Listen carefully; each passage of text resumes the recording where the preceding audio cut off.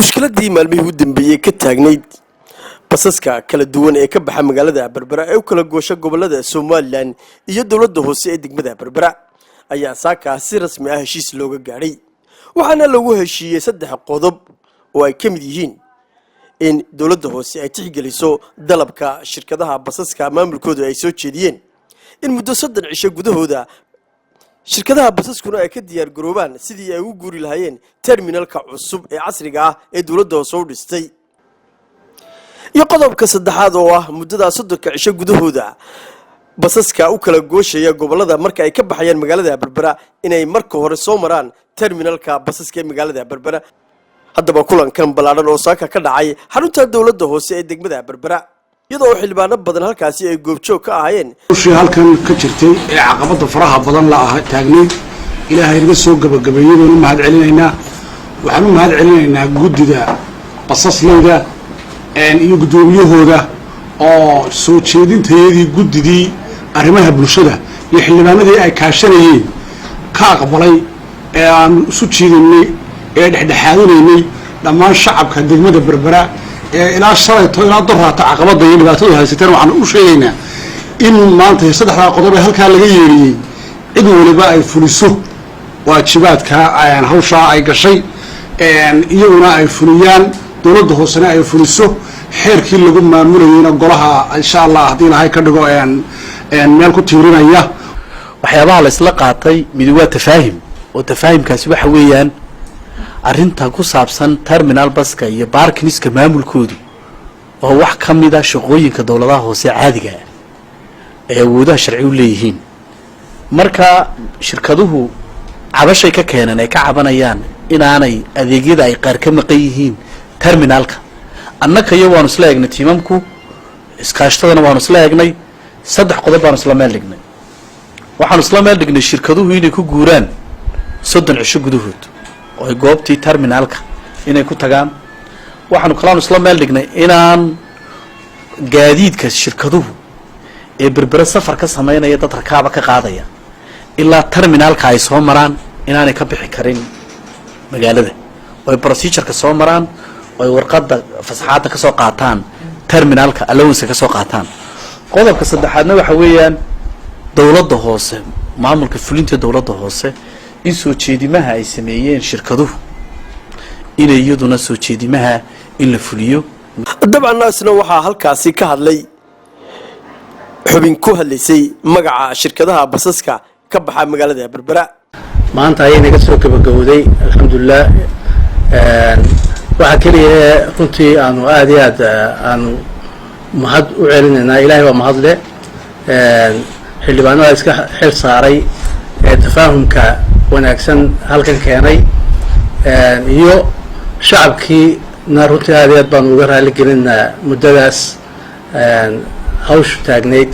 ku dhibaatooday raacista basaskayaga aad baan uga raali gelinaa waxaan u sheeganaa in hawshayadii inoo dhamaatay sidoo kalena duqa degmada Berbera Cabdishakuur Maxamuud Xasan Cidin